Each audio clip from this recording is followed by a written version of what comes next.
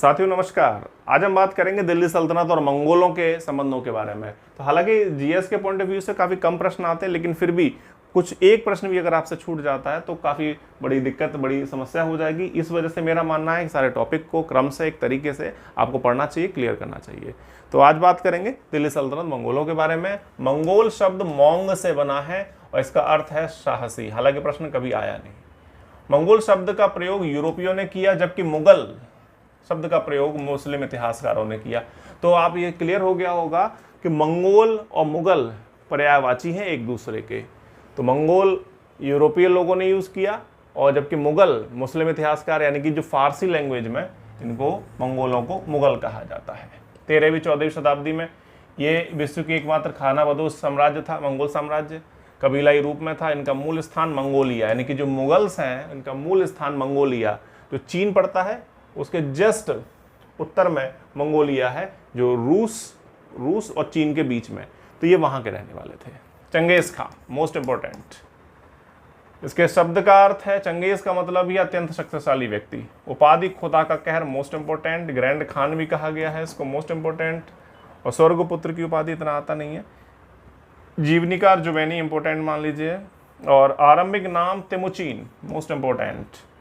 इसका जो कबीला कुल बोर्जिगित किया, बोर्जिगित एक बार पूछा गया है। इसका जो कुल है, इसकी जो फैमिली है वो बोर्जिगित के नाम से फेमस है। और इसने खुद को खाकान यानी कि सार्वभौम शासक, खुद को सार्वभौम शासक यानी कि खाकान घोषित किया। तो बाबर ने भी ये उपाधि ली थी भारत में। तो जब प्रमुख हो जाते हैं तो इसको उपाधि को यूज़ करते हैं। इतना इम्पोर्टेंट है यहाँ, ये देख लीजिए।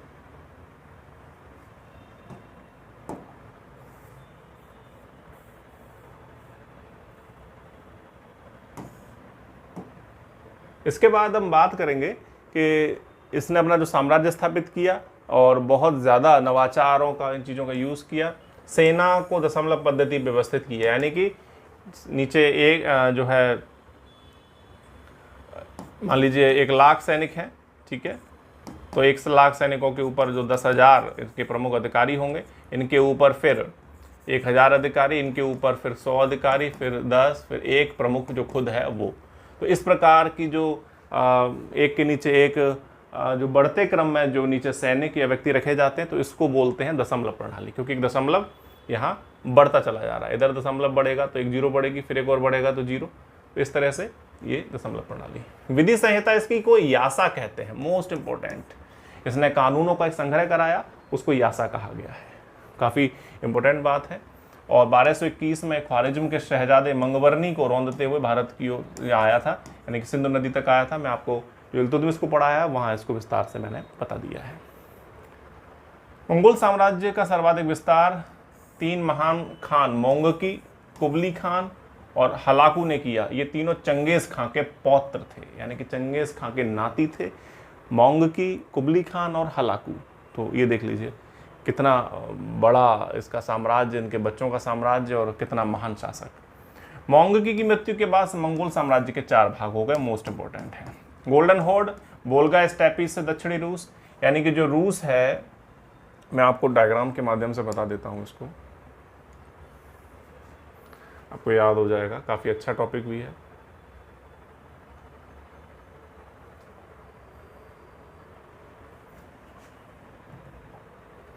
ये यहां देखें,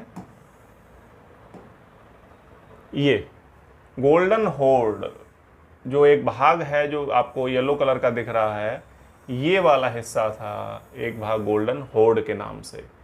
फिर दूसरा है खानेट ऑफ ग्रेट खान, ये जो कुबली खान और ये थे वो यहाँ के थे। ये वाला पूरा, सॉरी, ये वाला हिस्सा, ये वाला, ठीक, ग्रेट खान। इसके बाद ये जो बीच में थोड़ा सा हिस्सा है, ये वाला, ये चगताइयों का है, चगताई, ठीक। यहाँ समरकंद, काशगर काफ़ी प्रमुख जगह हैं। और ये जो ब्लू कलर में है, पर्पल में है, ये वाला हिस्सा इल खानों का है। इल खानेट यानी कि इल खानों का है। ईरान और अफगानिस्तान मिक्स है, तो यहाँ पर इल खानों का साम्राज्य है। तो आप देख लीजिए कि किस तरह से ये 4 भागों में मंगोल साम्राज्य बढ़ जाता है। Golden horde, Chagatai Khan, great Khan और इल खान। तो ये आपको एक डायग्रामेटिक रूप से पता होना चाहिए।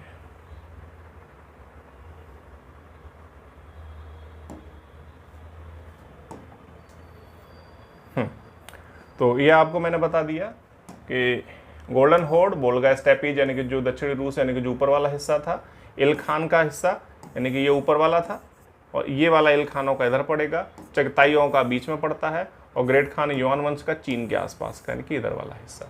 ठीक। दिल्ली सल्तनत के शासक और मंगोलों के प्रति जो नीतियाँ अपनाई थी वो के निज़ामी जो इतिहासकार हैं उनके अनुसार क्या थी, इनको देखते हैं। हालांकि ये यूजीसी नेट के लिए और मेंस में लिखने के लिए है, जीएस के हिसाब से इतना इम्पोर्टेंट नहीं है, फिर भी टॉपिक है तो उसको पढ़ाते हैं। अलगाव की नीति यानी कि पहले दिल्ली सल्तनत के शासक मंगोलों से दूरी बनाकर रखना चाहते थे, यानी कि ये दूर रहें, ये बला टले, वो ये चाहते थे। तो 1221 से 40 के बीच में, 1221 में इल्तुतमिश ने जलालुद्दीन मंगबरनी जो भारत में आया था और उसे चंगेज़ खान ने रौंदा था, वो भारत में आया था, तो इल्तुतमिश ने मंगबरनी से साफ कह दिया था कि हम आपको शरण नहीं दे सकते, और जो उसका दूत था आयन उल मुल्क, उसको मरवा भी दिया था इल्तुतमिश ने। तो यानी कि अलगाव रखना चाहते थे, यानी मंगोलों ऐसा कोई काम नहीं करना चाहता था इल्तुतमिश कि मंगोल उसको बुरा मान जाए और उस पर अटैक करें।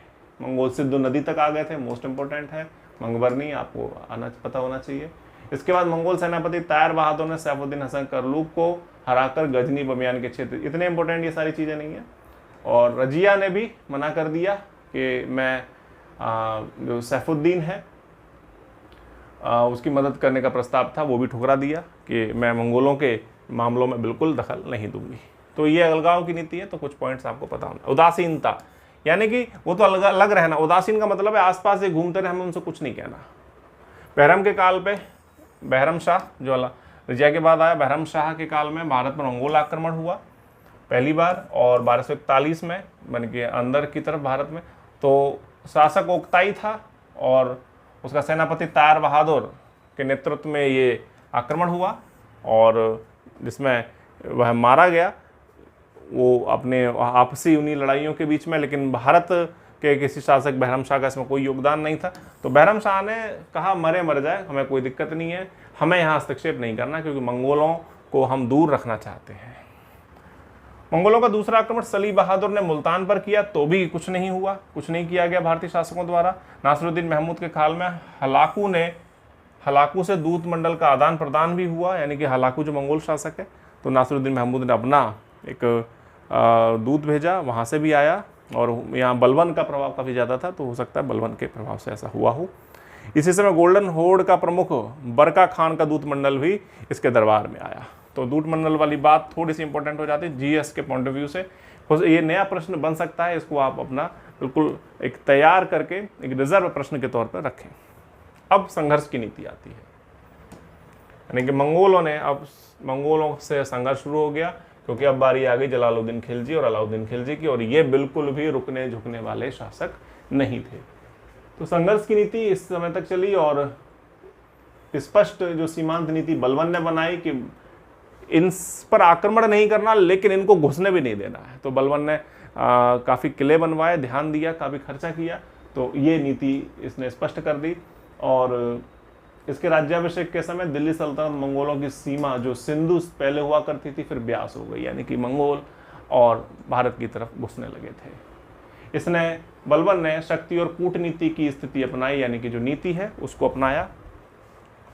ईरान के इलखानों के साथ राजनयिक संबंध स्थापित किए, जिससे ट्रांसओक्सानिया के चंगताई मंगोलों के विरुद्ध सफलता पाई जा सके। यानी कि बलवन ने, जो भारत में बलवन है, उसने ईरान के जो इलखान हैं इनसे दोस्ती की, ताकि जो यहाँ के जो चगताई हैं इनको जवाब दिया जा सके, क्योंकि ये ज़्यादातर भारत में अटैक करने का सोचते थे। इसने उत्तर पश्चिम में किलों की एक श्रृंखला बनाई, जिसमें पठान और अफगान सैनिकों को नियुक्त किया गया, और कोहे जूद में, जो पाकिस्तान में सॉल्ट रेंज है उसको बोला गया है, में आक्रमण करने के कारण बलवन को इतने घोड़े प्राप्त हुए कि उनकी कीमतें घट गई। ये मैंने आपको पॉलिटिकल हिस्ट्री में पढ़ाया हुआ है। तो इसका यहाँ पर जो है बलवन ने उत्तर पश्चिम में, यानी कि इस दिशा में बहुत से किले बनवाए, और इन किलों को मैंने आपको वीडियो में, जो पुरानी वीडियोज़ है मेरी बलवन वाली, उसमें आप देख सकते हैं, काफ़ी विस्तार से बताया हुआ है। तो इन किलों की श्रृंखला बनवाई, या पठान या अफगान लोग थे उनको नियुक्त किया, और कोहे जूद के क्षेत्र में यानी कि पाकिस्तान के इस एरिया में इतना ऐसा आक्रमण किया कि इतने घोड़े मिले कि उनकी कीमतें मार्केट में घट गई। इसने लाहौर दीपालपुर के जो क्षेत्र थे वो अपने शहजादे मोहम्मद को दिए, और समाना सुनाम के क्षेत्र बड़े बेटे बुगरा खां को दिए। इसके बाद 1285 में ईरान के इल खान अर्धून के सेनानायक तैमूर खान के आक्रमण में शहजादा मोहम्मद मारा गया। यानी कि अब तक दोस्ती ठीक थी, लेकिन यहीं के ही एक सेनापति ने आक्रमण किया और शहजादा मोहम्मद जो बलवन का बेटा था वो मारा गया। अमीर खुसरो को मंगोल बंदी बनाकर ले गए। तो ये मोस्ट इंपॉर्टेंट है कि किसके काल में अमीर खुसरो को बंदी बनाया जाता है, तो वो है बलबन का काल। और किसके दरबार से? शहजादा मोहम्मद के दरबार से। और जलालुद्दीन खिलजी के काल की अब बारी आ जाती है। बलबन तक हो गया, संबंध काफ़ी खराब रहे। और जलालुद्दीन खिलजी के काल में हलाकू जो मंगोल शासक बहुत प्रमुख था, उसका पौत्र अब्दुल्ला ने 1292 में भारत पर आक्रमण किया। दोनों के बीच समझौता हुआ, जलालुद्दीन खिलजी ने उसको हरा दिया, लेकिन वो नहीं, जलालुद्दीन ये नहीं चाहता था कि फिर ये आक्रमण करें, ज़्यादा अगर हम इनको टाइट कर देंगे तो फिर दिक्कत होगी, ये बार बार आक्रमण करते रहेंगे। और जलालुद्दीन खिलजी बहुत ही नम्य स्वभाव का व्यक्ति अपने अंतिम काल में हो गया था। तो उसने इनको पुत्र कहा अब्दुल्ला को, और भारत में जो मंगोलपुरी, दिल्ली में जो आज मंगोलपुरी है, वो जलालुद्दीन खिलजी की देन है। और अच्छे संबंध हो गए अब्दुल्ला से, तो मंगोल लोग भारत में रहना चाहते थे, तो उनको मंगोलपुरी नामक एक नगर बसाया गया और वहाँ पर उनको शिफ्ट किया गया। और चूँकि अलाउद्दीन खिलजी ने अपने चाचा जलालुद्दीन खिलजी को मार दिया था, इस वजह से मंगोल अब अलाउद्दीन खिलजी से गुस्सा हो गए। कहा कि आपने जो हमारे जो प्रिय व्यक्ति थे जलालुद्दीन खिलजी, आपने उनको मारा है, तो अब आपको छोड़ेंगे नहीं। अलाउद्दीन भी उतनी दमखम के साथ तैयार था मंगोलों का सामना करने के लिए, तो उसने मंगोलों का बेहतरीन तरीके से सामना किया। लेकिन मंगोल भी झुकने वाले नहीं थे, मंगोलों ने भी उतने ही आक्रमण किए। तो कहा जाता है कि भारत में सबसे ज़्यादा मंगोल आक्रमण किसके काल में हुए, तो वो है अलाउद्दीन खिलजी।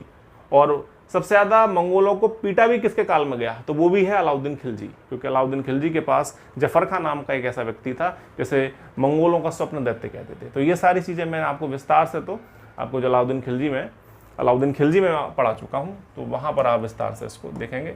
यहाँ हम केवल इन नीतियों की चर्चा कर रहे हैं।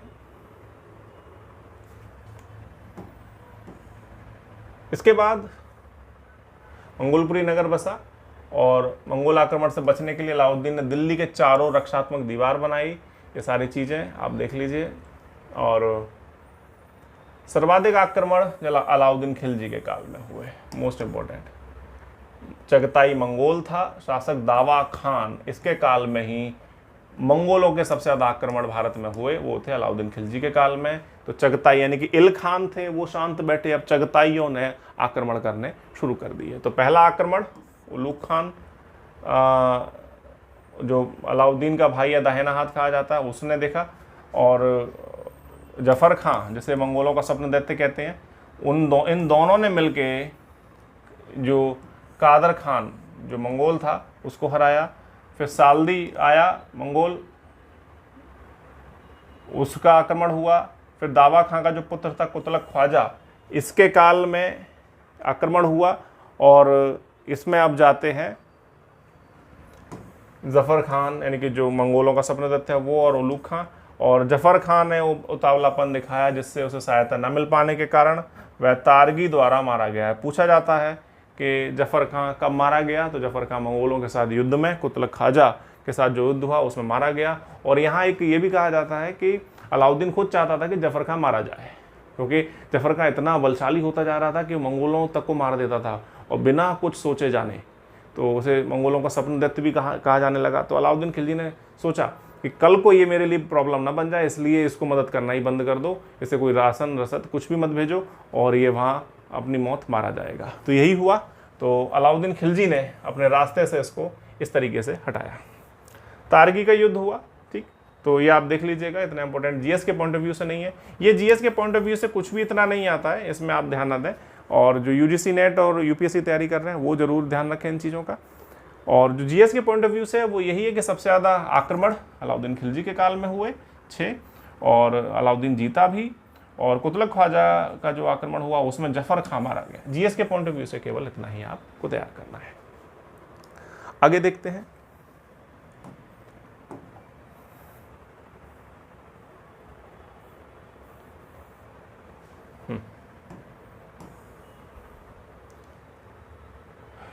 अली बेग का आक्रमण हुआ, कबक खां, इकबाल मंद, ताइबू के आक्रमण हुए, तो ये सारी चीज़ें होती रही। और अलाउद्दीन खिलजी के काल में मंगोलों की सीमा सिंधु नदी बन गई थी, यानी कि ब्यास नदी तक आ गई थी बलबन के काल में। इसे अलाउद्दीन ने खींच कर सिंधु नदी कर दिया। तो ये थी अलाउद्दीन की ताकत कि उसने मंगोलों को खदेड़ दिया सिंधु नदी तक। और इसके बाद मंगोलों का अंतिम आक्रमण 1327 में मोहम्मद बिन तुगलक के काल में हुआ। तरमशीरी ने किया और वो बदायूं तक आ गया। युद्ध में ये तरमशीरी हारता है, लेकिन मोहम्मद बिन तुगलक का दोस्त बन जाता है और ये लोग मिलकर जो ईरान का जो खुरासान जगह है वहाँ आक्रमण की योजना बनाते हैं, लेकिन असफल होती है। तो वो सारी चीज़ें मैं आपको मोहम्मद बिन तुगलक वाली वीडियो में बता चुका हूँ, तो वहाँ पर आप जाके देख लीजिएगा। मंगोल आक्रमण के क्या प्रभाव हुए? दिल्ली में कवि इतिहासकार उलेमा वहाँ से आए भारत में। दुर्ग बनवाने पर बहुत सारा ध्यान दिया गया। बलबन अलाउद्दीन ने जिसमें बहुत सारे दुर्ग बनवाए। अफगानियों का महत्व बढ़ा, क्योंकि अफगानी उन क्षेत्रों को, उन जगहों को जानते थे, उनके तरीकों को जानते थे। और तुर्कों पर अब यकीन नहीं किया जाने लगा, क्योंकि तुर्क अब अपने तरीके से शासन में, प्रशासन में राजनीति करने लगे थे। तो अफगानियों का महत्व बढ़ा। मंगोलपुरी नगर बसा जलालुद्दीन फिरोज खिलजी के काल में। इत्तेहाद स्वतंत्र तर्कवाद का उदय, मोहम्मद बिन तुगलक से बहुत प्रभावित था। मंगोल हालांकि लड़ने में तो बहुत कट्टर थे, लेकिन जो तर्क की बात करते थे, तो वो तर्कवाद भारत में, स्वतंत्र तर्कवाद उस माहौल में वहाँ देखा गया। सैन्य श्रेष्ठता में वृद्धि हुई, यानी कि सैनिक जिसके पास, सेना जिस पे अच्छी, तो वो सब कुछ जीत सकता है। तो साथियों, ये मैंने जीएस के पॉइंट ऑफ व्यू से आपको पढ़ाया दिल्ली सल्तनत और मंगोलों के बारे में। तो इसमें बहुत सारे नोट्स और भी है जो आप यूपीएससी और यूसी नेट के लिए, असिस्टेंट प्रोफेसर के लिए भी यूज़ कर सकते हैं। तो साथियों, आपको वीडियो कैसी लगी मुझे कमेंट बॉक्स में बताएं, और कोई प्रश्न हो आपका तो मुझे ज़रूर लिख के भेजें। धन्यवाद।